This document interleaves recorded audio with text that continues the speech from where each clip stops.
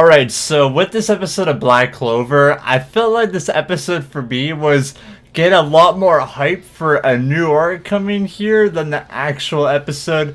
It was still good though. I'll give you guys my review right here. What's up everyone, my name is Ranger Flem and welcome everyone to Black Clover episode 39. With this episode, right off the bat, we figure out who the traitor is in the Clover Kingdom. Now, I'm not gonna lie, it was cool that they made it, a Magic Knight captain as a traitor.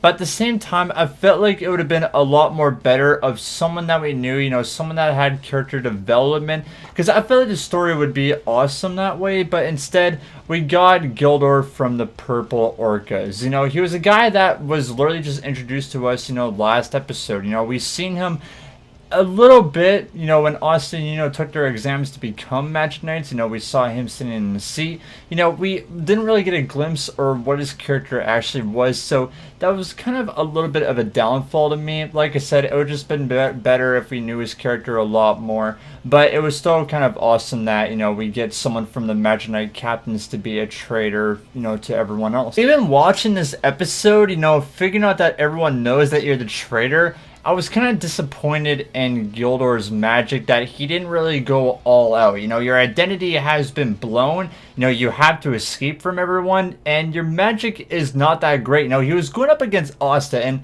I'm not saying that Asta is a weak character by all means. I'm just saying that, he just became a Magic Knight, for the Black Bulls, and he's, taking on Gildor, who is a captain of the Purple Orcas. He's supposed to be one of the strongest out of everyone in the Clover Kingdom, but Asta's going up to him. And yes, Asta does have the anti-magic swords. Don't get me wrong about that. I'm just saying, against an opponent like that, Asta kind of, back and forth, it was still, I guess, pretty surprising, even though that Asta knew his position, because we knew about Gildor's magic in this episode, that he could turn himself invisible, and his magic as well, so no one could really see him whatsoever. It's like Asta going up against an opponent of surprise attack and, him hitting them with his Demon Dweller's sword. It's because he has no magical powers at all, so no one really could detect of where he is coming from. It's kind of like that, basically. So Asta discovered him from using Ki. That's a really important part for Asta and becoming the Wizard King here someday,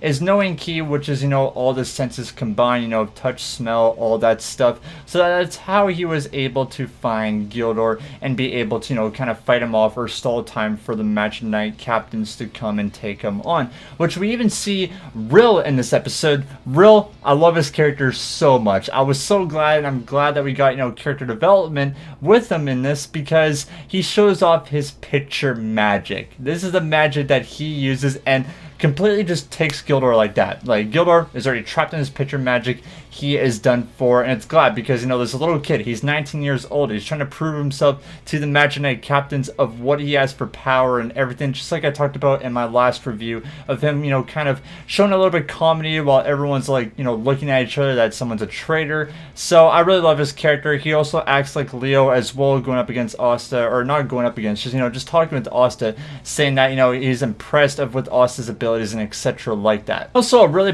big part in this episode, and I feel like I talked about it in, one of my reviews of this series, is that Asta looks up to the other Magic Knight captains, and this is something really big for him, that he has to go up against all these people to become the Wizard King someday. This is going to be a big challenge to them, even though that's it, he says, to them that they're all incredible. Once he grows up or gets more power or is able to become the Wizard King, he has to surpass everyone, including Yami. So that's a big challenge looking right there, just in case if you guys missed it or anything like that.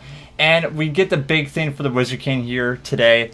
I'm so excited about this. I cannot wait for this arc, and we're getting to the end of Black Clover. I think it's confirmed for 50 or 55 episodes, somewhere around there, depending. I don't want them to rush this. This arc, I want them to take their sweet old time on it, because number one, it's going to be a good arc to end this season of Black Clover, and it's the best one, in my opinion. I know I say that for every single time an arc comes. If it was the dungeon arc or it was like the cave arc right here, it's still going to be the best one, just because there is some moments, like if you guys love action, Asta's character. It's gonna be great, and I'm sad about it as well, just because after the underwater temple arc, there's gonna be something that is gonna blow up Black Clover. You know, everyone has images about it of what Asta looks like, if it's your background on your PC or whatever. I'm pretty sure a lot of you guys know what I'm talking about right there. I don't want to talk about that more, probably because that's going to be in season 2 of Black Clover if we do get it. Hopefully we do.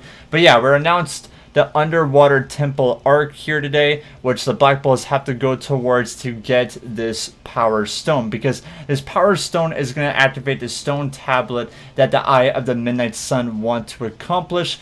And that's even more towards the manga of what they want to accomplish. I'm just so glad, just because after reading this and it being, you know, be an animation, I'm just glad about it. You know, there's a lot of hint and Easter eggs that I know about this, and I want to unfold in this anime already.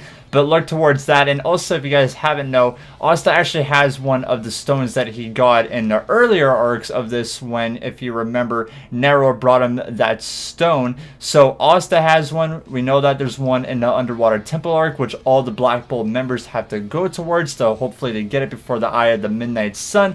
And it kind of cuts the episode there. We also get this one female character, which I'm excited to see her. I don't want to say her name just because it's spoilers, etc. But look out for her, guys, because this is gonna be great. I'm excited. I'm pretty excited. Black Clover, you have done a good job, and I can't wait for more episodes here every single Tuesday. Before I leave and I give my review, we also got a little bit of background from Yami's character as well. Him being a forager, him getting, you know, his grimoire for the very first time, everyone being scared about him.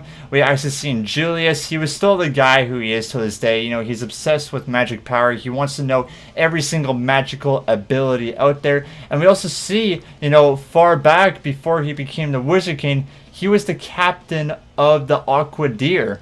So that's pretty interesting right there. You know, we've seen in the past that he was part of the Aqua Deer, and now he is the Wizard King. So that's pretty cool. A little bit of an Easter egg there, but I hope you guys all enjoyed my review here today with this episode, guys. I definitely feel like it deserves an 8.5 out of 10. It was great. It's an episode I could watch all over again. But guys, let me down in the comments below of what you think is going to happen in the Underwater Temple arc if you are an anime watcher. Like this video if you guys haven't, and subscribe to the channel. That'd be greatly appreciated. But either way, we'll see you guys next week for another Black Clover review. Much love, and as always, have yourselves a wonderful day.